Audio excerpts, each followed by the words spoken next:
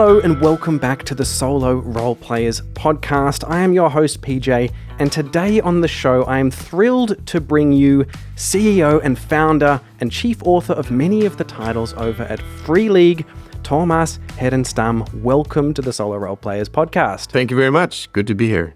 Thank you so much for taking the time. I know you're a very busy man. I can see behind you on the shelves there a lot of books, a lot of which you have had a lot to do with, I'm sure. Quite a few of them, yeah. We have a little stash here of books and games and things. So it's always nice to come in and see them. It sort of reminds you that we actually produced something and did something. So it's nice to have them here. Yeah, very good indeed. Now, we do want to talk all about your games. We want to talk about founding Free League's journey, and some upcoming things that are happening. But first, we like to start with a little bit of a personal story with RPGs, because I would hazard a guess that you personally have some history with RPGs in general. Would that be correct? That would be correct, yeah. How did you discover the hobby? You grew up in Sweden. Yeah, right? Absolutely. It started... I know exactly the day since it was my birthday in 1985. I turned 11 and I got my first RPG for a birthday gift from my father, who had no idea what it was. I had no idea what it was. And my brother, who is 3 years older, and I managed to work it out somehow and got into it. And that sort of just started snowballing. And then after a couple of months, we had, found other RPGs and started playing. The first one that I got was called Mutant, which was a Swedish RPG. That came out in 1984. The second, Sweden had a bit of a strange or different... D&D never really took off. There was a few people playing D&D, like in the late 70s and very early 80s, but very few. So when RPGs really took off here was when a Swedish publisher called Äventyrsspel, Adventure Games, they published 2 games. First one called Drakar och Demoner, which is actually not a translation of Dungeons and Dragons, even though they of course sort of leaned on that name. But it was actually it was a translation of a very early Chaosium game. So it's more related to like RuneQuest and things like that. So that was their fantasy game that came out 1982, and then Mutant, which is a post-apocalyptic game in 1984, which was my first game. And those 2 games were like completely dominated the RPG scene in Sweden for the whole of the 1980s, really, which meant that the D&D didn't quite... people did play it, but it wasn't a big thing, whereas Drakar och Demoner and Mutant were like huge. They were like, you could find them in pretty much every home. I'm not kidding. They RPGs was huge. It was, you can find like a D4 laying around whenever you came out to some friend's house. And it was just, of course, everybody had it. It was very common back then for, teenage kids, boys mostly, sadly. But that was the way it was. And so I was sort of really part of that boom without knowing it. I was caught up in that initial role-playing boom of Sweden in the mid 80s. And that's really where it all started. And very early, like I think a lot of role players started playing, writing own adventures, tinkering with, creating your own worlds. And the step from that to actually writing role-playing games was quite short. I think I started writing one when I was like 12. It never got finished. But I started doing that almost just as soon after starting playing games, I started writing RPGs as well. Well, that's something that comes up so often, there's that something about the potential of these worlds that we find in these books. So many of the guests I talk to have that same experience. And then shortly after playing think, well, I can imagine something. And, it's sort of almost, it draws you into this, one of the magic parts of the hobby, I think. And I want to say as well, I interviewed the other day, I believe Andreas Landström from Sweden Rolls. Yeah. I talked to him the other day, and he was saying as well just how much the fact that it was so common in Swedish culture, and the fact that it was a toy at a toy shop, and your parents could come and bring it home and sort of introduce it to you, which is something that we certainly didn't have in Australia. And I don't think really was the same even in the States. Not quite, I think. It was very household here. And like you said, in any toy store had RPGs, all of them. It was like just the most natural thing in the world. Yeah. And also, one of the beauties of as I discussed with Andreas, the unique parts of Swedish and Swedish RPGs is because D&D wasn't this core behemoth focus at all in the early days, there was so much more space for diversity in titles and in different sort of systems and different games and that kind of stuff. And I think, and you tell me if I'm wrong, but would you say that that's part of the influence of Free League, that diversity that you have? Because you have an incredible diversity there in your Yeah, lineup. I think that's part of it. That we never grew up with D&D like the big dominant thing. I mean, the Dark Demoner had sort of a similar status and the sort of BRP style game systems. For during the 80s, that was like the baseline that most games kind of did something similar. So there was something close, but nothing as dominant as D&D. And so that I think that's part of Swedish RPG in general and the DNA of it throughout the years, that there was always big, and people created RPGs of all kinds of different types and styles and rules and everything. So I think, and that has kind of carried through. And I think the other part of Free League doing a lot of different games is just that we are kind of we like doing a lot of different things. We get impatient and we like doing the next new fun thing. So I think that's also personality-wise of us founders that we really enjoy making one game and then, okay, now this cool new thing, we'll do that one. And then all of a sudden we have 20 games when we never really planned it that way. But I think it's a real strength of the company as well, that freedom to be able to creatively jump off in a direction when someone has an idea, and having that the backing, like you have the backing of your own brand now, where you're incredibly well regarded for your quality, and so you can come out with some idea that no one might have heard of, and people, I mean, I certainly would be very interested to try it. Yeah, there is something to that, which is great, and that, and it's to be in that position that if we have an idea, some people would probably be interested in at least checking it out, and that of course is a great benefit now. We try not to overuse it though, because we have to also realize we have to support the game lines that we have. So there is a balance there to be struck. But yeah. Yeah, of course. Yeah. But stepping back a little bit, before Free League, you started then very early writing your own stuff. How did that then develop going forward? We're still in the late 80s now. Yeah, I mean, that back then, of course, I was a kid. I didn't, it didn't really go anywhere. When I was a bit later, I mean, a bit older in like the 90s, I was still writing things, but this was before the internet. So it was like nowhere to go with it. I remember one time that publisher that I talked about, Äventyrsspel, I actually wrote my own game system or something, and I actually printed it out, and I went to their office and knocked on the door with it, and I was planning to sort of present it to them or something, but nobody answered, and there was no one at this. So I just, okay, I guess I'll go home, and then nothing. That was the end of the story. I mean, there wasn't much, and I was not much of an, so it didn't really go anywhere. And then like I never stopped being interested in RPGs, but in like the late 90s, I was sort of studying and starting to work and had like a real job and things. So I just didn't quite really play much, even though I still had I still checked it out, what was new, what was coming.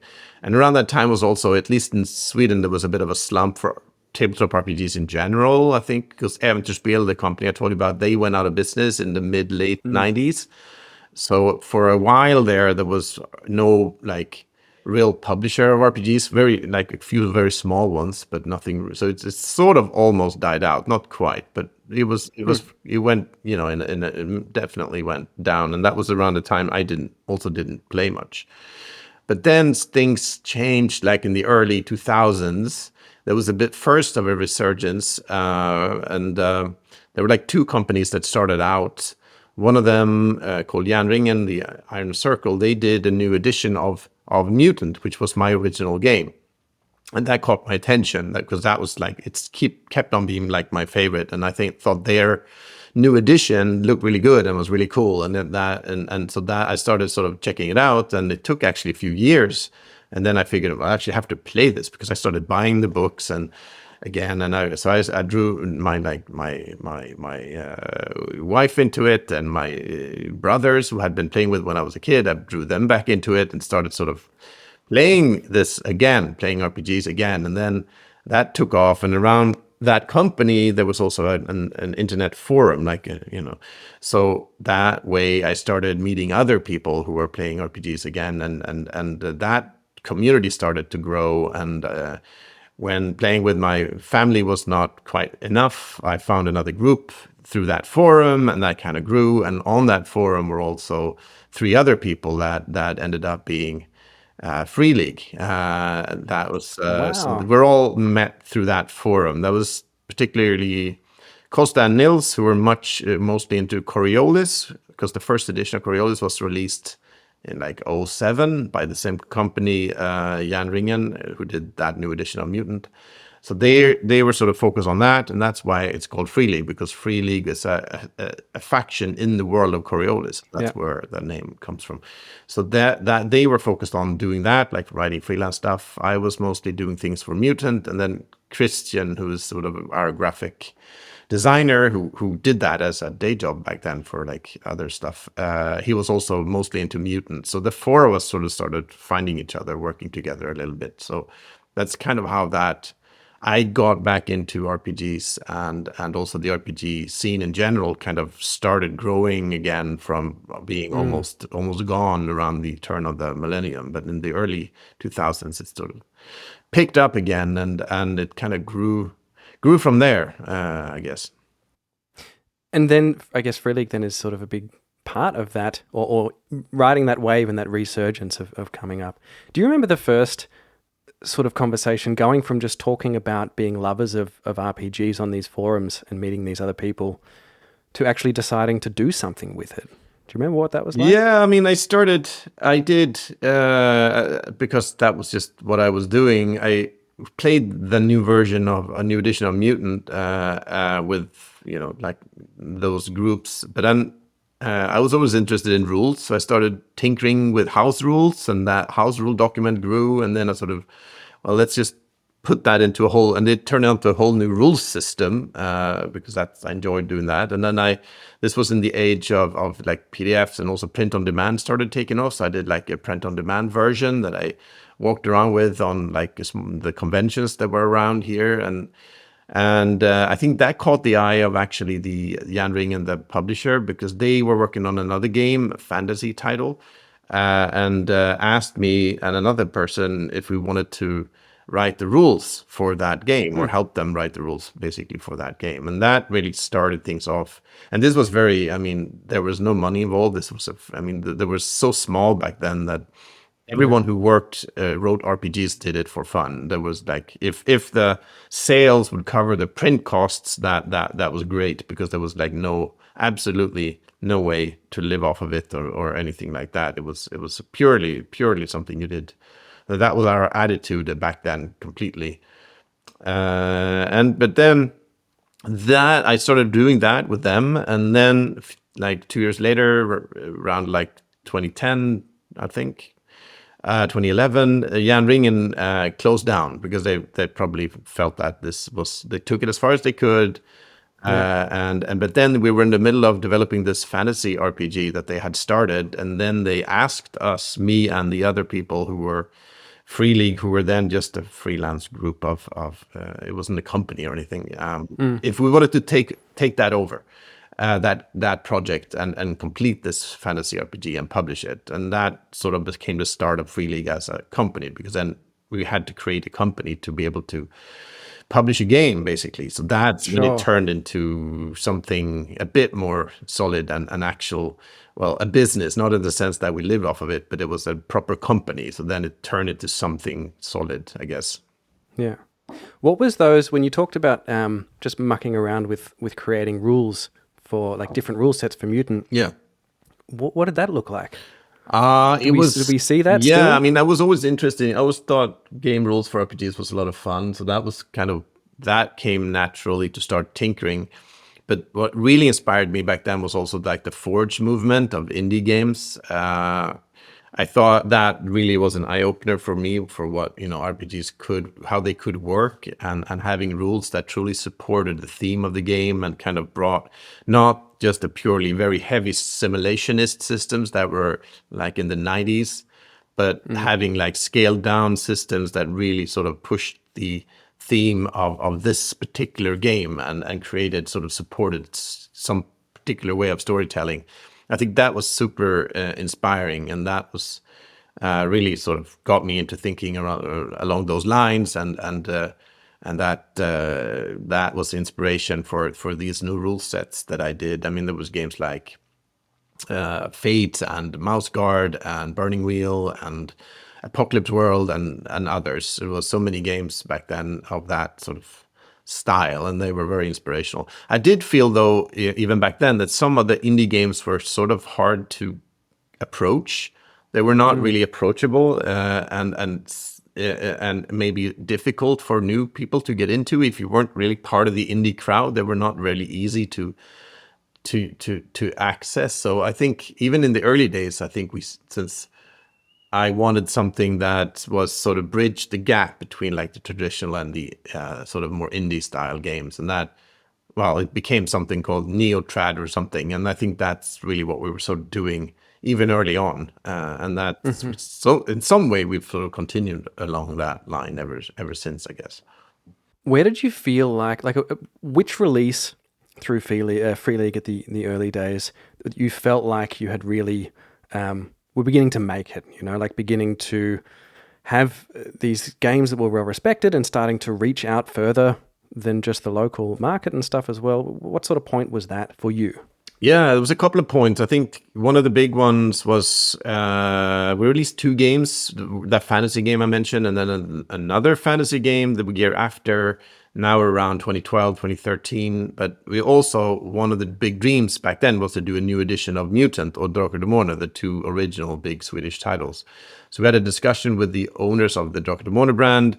That didn't go anywhere at the time, but then we talked to the owners of the Mutant brand, and they that is a person who founded Äventyrsspel, and then he went on to create a company who acquired the Conan brand, and he lives in America, and he runs the Conan brand, but still also Mutant, among a few others. So we approached him, pitched a new edition of Mutant, and we got to do it. And that was, of course, a big step locally to do a new edition of Mutant, and that was released in 2014. And shortly after that, we also figured, well, maybe we should try translating this and see if anyone's interested outside of Sweden. So we did that with the help of, I mean, for distribution, we approached Modifius, the British publisher, and hit it off with them, and they helped us to release Mutant Year Zero in English, and that was in December 2014. So then that was a big step to make our first game internationally, for sure. Then there was a few other steps, like Tales from the Loop RPG put us on the map for a lot of people, I think. That was a couple years later, and then that kind of was followed by the Alien RPG, which I think took us another level of sort of general sort of being recognized by a few more people. Yeah. And so you like then clearly the licensed worlds, like the other worlds that are out there. From the beginning, you've been delving into those and expanding and changing and creating rule sets for them. Yeah, I think that's a thing. I mean, we've been doing a few licensed games, but it always felt natural for us since the very first game we did, that fantasy game I talked about called Svavelvinter, which was based on a range of fantasy novels. So that was someone else's world. And Mutant, obviously, was actually a license. So that was also not our own world. It was more of a way of turning that world into a game or a new game. And that's always been sort of what we've been enjoying the most. We have created original worlds as well. We took over Coriolis, and now we're actually, the people from that company, Jan Ringen, they're actually part of Free League now, at least a few of them. So we joined forces with them. So they are now part of Free League, and they are a bit more on the world building side. So after joining forces with them, we actually have some world builders as well, because they have created Coriolis and Symbaroum, which are sort of lore-heavy, setting-focused games. So we do that as well. But I think personally, and I think starting out in Free League, I've always enjoyed creating games and stories. I really think it's fun to dive into someone else's world and see what you can create there. Like, for me, making like a Blade Runner RPG is more inspiring than creating my own sort of neo-noir future type game. I mean, for me, that's more inspirational and more fun. Yeah, I mean, it's a whole different sort of creative approach, Yeah. right? You have this stuff to work with, and you're looking at, like you said earlier, how can I make mechanics that pull from this theme Yeah. and really fit with this particular thing, Yeah, rather exactly. than the completely different creative approach of writing all the lore and, Yeah. and, building a world, that kind of stuff. Yeah, I totally get respect that, people who do that and enjoy that. Of but course. it's just, a matter of personal taste, I guess.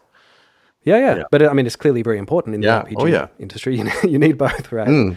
How much of that original, I mean, I'm guessing, we haven't actually said it, but I'm guessing the Year Zero engine then came about from those early systems? Like your original tweak of the mutant rules, was that sort of look that something like Year Zero? Yeah, for sure. That led into it, and what became the Year Zero engine, it was never called that. That was basically just the rules for our version of Mutant, which was called Mutant Year Zero, and that was called that because the earlier editions of Mutant had been set in worlds that were fairly civilized, almost like 18th or 19th century type civilizations after the apocalypse.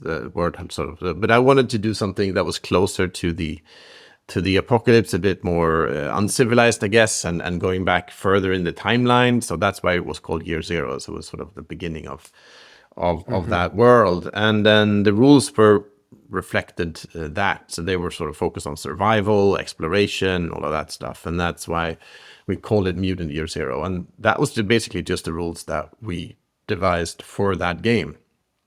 And we never intended it to be used for anything else. But then we did a new version of Coriolis.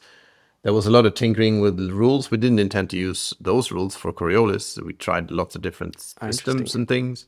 But nothing really worked. And then somebody suggested maybe we should just try the mutant rules and see if we can, tweak them for Coriolis and see if that works. And it kind of did, and we all felt that worked. So that's what we did. But then we still didn't call it the Year Zero engine. I think after that, there was the Tales from the Loop RPG that was written by a freelancer, Nils Hintze, who did a great job. We asked him to use the same core rules sort of engine. It still didn't really have a name, but I guess around that time we started talking about it as an engine, or a Year Zero engine. So Tales from the Loop used that also in a different version. And then I know when we did Forbidden Lands, and that became like the fourth game to use that, then we started actually calling it the Year Zero engine. And we even had like an open license, like an SRD thing for that as a stretch goal for Forbidden Lands. So that's when it started taking a form of its own.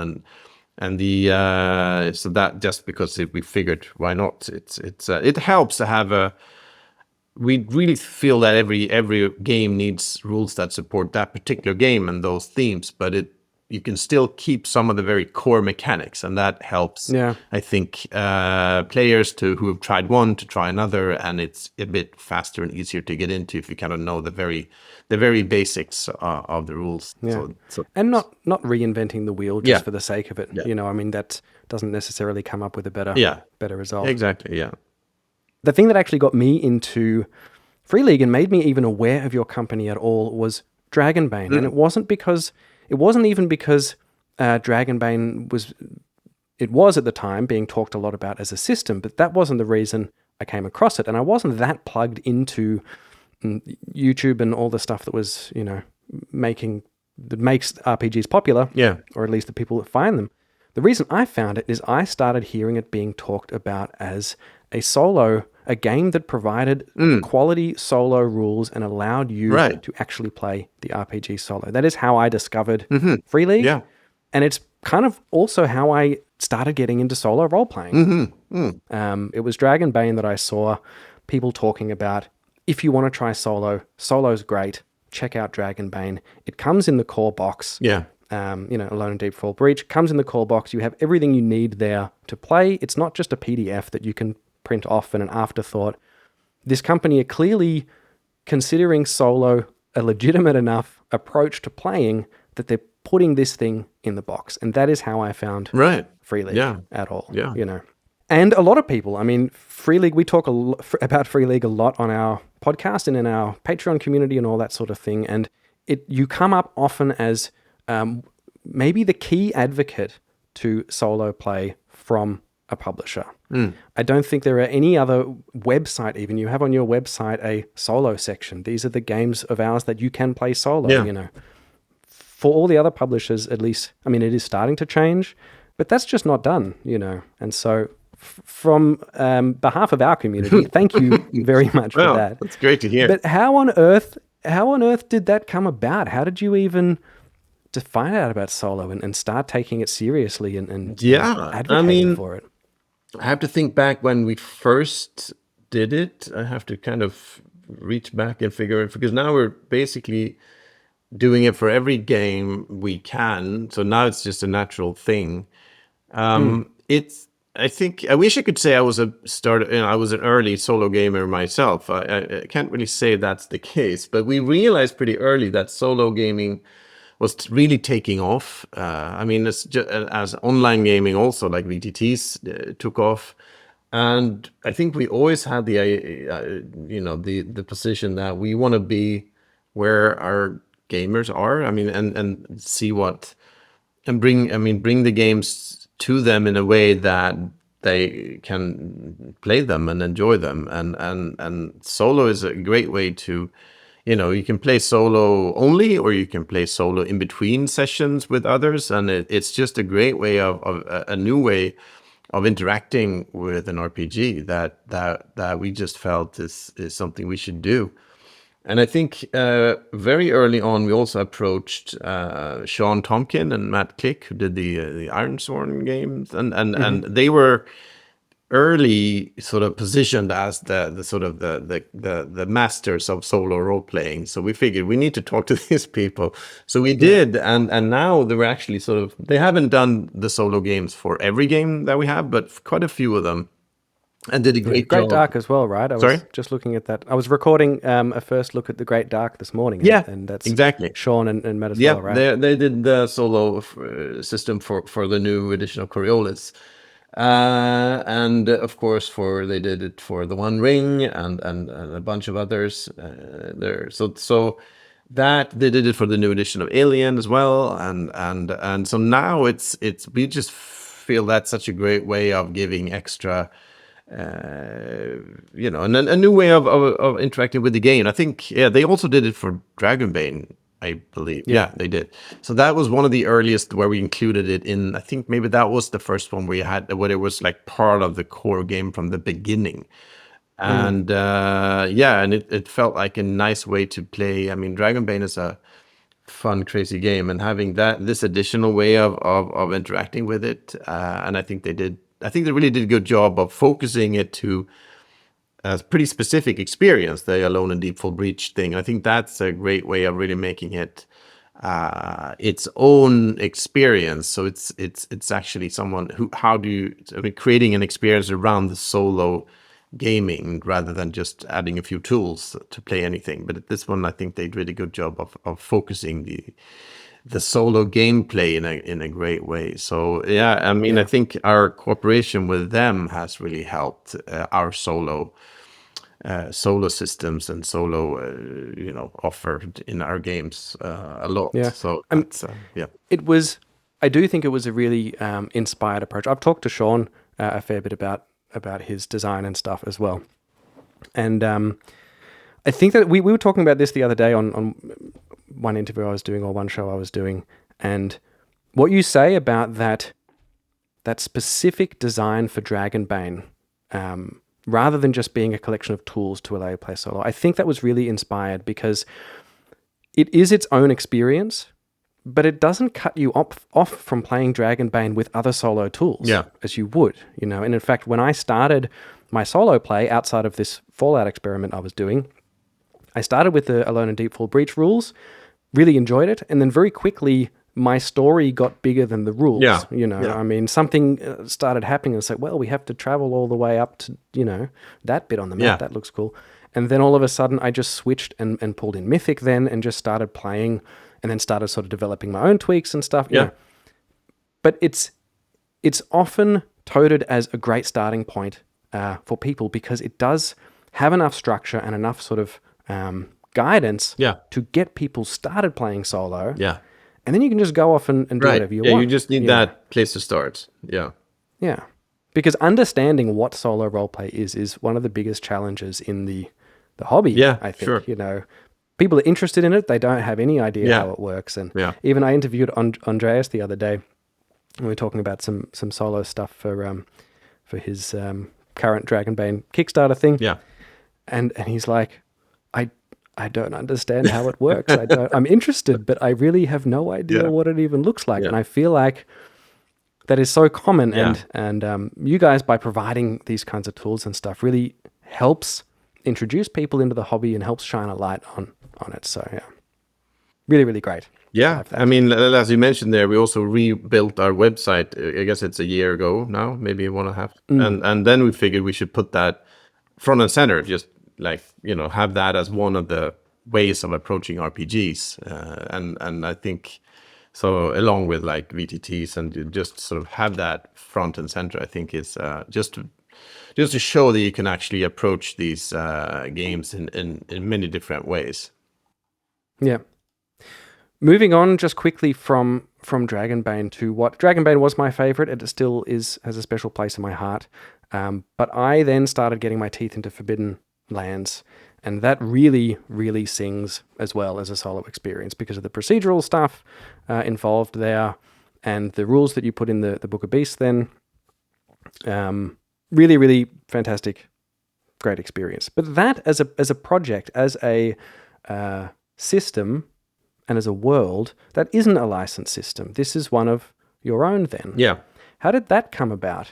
Yeah, it's a bit of a strange thing. Forbidden Lands was actually, I mean, I mentioned early on that the original Swedish fantasy RPG, Drakar Demoner, was like the holy grail of Swedish role-playing, I guess. And we early on wanted to do a new edition of that, but then the company who had acquired that license, that brand, they did their own version and weren't really interested in licensing it to us, and that didn't really go anywhere.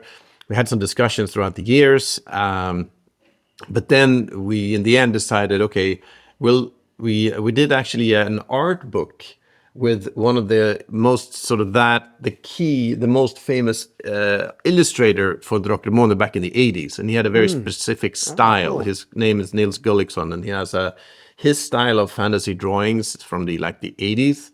They sort of that defined fantasy art for a generation of Swedish teens, basically. So his art is sort of really, it sort of, I think a lot of Swedish kids have that, you know, with them. And we did an art book with his art. We did a couple of art books with Simon Soldenhag, and then we did this art book with Nils Gulliksson's art. And then we started thinking that as like a stretch goal in the Kickstarter for that, we said, we'll do an RPG based on his art. So which is a big stretch goal. Because his art was sort of not used or anything in that then editions of Drakar Demoner that were out at that time. So we talked to him, approached him. Of course, we had already done that for the art book, and could we do an RPG with your art in it, just as a stretch goal for the art book, basically. And that, of course, became sort of our version of Drakar Demoner without being called Drakar Demoner. That was not, you know, that was another game. So, but it was still drew on that, and since it used that art from the 80s version of Drakar Demoner, of course, had a lot of that feel. But we took it in a bit of a different direction. Of course, we introduced the Year Zero engine for it. We focused it more heavily on like exploration and the hex scroll style. That was not part of Drakar Demoner's DNA, really. So we did different things with it, but it was sort of still based on, you know, that art, and had like an old school feel to it, of course, since the art was actually old. So it's So that's sort of where that game grew from. And then we figured we might as well do it in English also, so that became Forbidden Lands. Fantastic, and I'm very glad you did, because it's a wonderful, wonderful setting, wonderful system. Yeah, we brought on also Eric Granström, who is wrote those fantasy novels that Svavelvinter, our first game, was based on. So we contacted him to write the setting for Forbidden Lands. So he did that. So the setting work is his. We had the basic ideas of like the valley that was isolated and the sort of core, the very bare bones of the world and the setting, but he filled it out and wrote that whole thing. So he's basically created the world of Forbidden Lands, and he was also, I mean, a writer for Drakar och Demoner back in the day, so he's sort of also part of that tradition. So that was a lot of fun to bring him on as well. Yeah, and you can see the writerly approach from the lore. Like it does feel like stories in the lore, and not just this is the world. Sure. Good stuff. Good accidental decision. Yeah. And what an epic stretch goal. Create a whole game that turns into its own thing. Before we finish up here, do you have any current or upcoming projects that you want to talk about, or can you? I mean, we have a few for sure.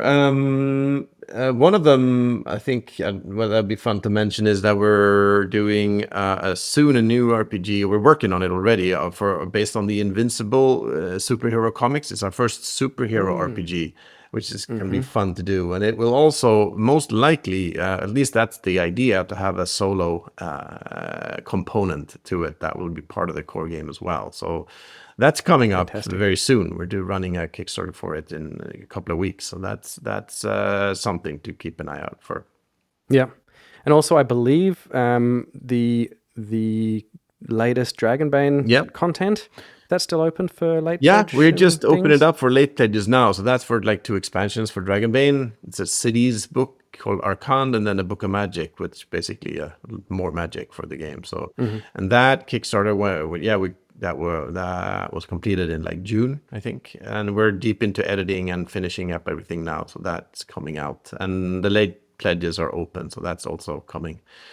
And of course, we have the new edition of Alien, which is printed and done, but it's not yet gone out to backers. So that's coming in the fall, and that also has solo rules by Matt and Sean in the core book. So that I think is a really cool thing to look at if you want to go. It's called The Last Survivor, and they did a really great thing with it. I think it's very Alien, so I think they made a great job at adapting, and I think Alien works really well for solo the isolation play. And another game we're also doing. It was not part of the core game, but we're for the Blade Runner RPG, which also I think fits solo play very well. We're working on a solo game now, a solo system that will be included in the asset pack, because we had a Kickstarter for it a while back. So that's coming, a solo mode for Blade Runner as well, also by Sean and Matt, actually. So that I think will be a great way to approach. I mean, Blade Runner is, in a sense, I think works perfectly for a solo mode. Since, it's actually been a challenge to get Blade Runner into sort of a team effort. Right. It's actually easier to imagine as a solo protagonist than a team thing. Fantastic. Well, you'll be hearing a lot more about a lot of these titles on the channel here. As I said, I started recording this morning my first look at The Great Dark, which also I was very pleased to see has quite a chunky section at the back in the book about how to play solo, also by Sean and Matt. Yes. And many more games from Free League, to be sure, coming up. Yes. Thomas, thank you so much for taking the time today, for being here, and we look forward to continuing to dive into all the worlds that you and your team have put together over at Free League. Thank you very much. Great, thank you.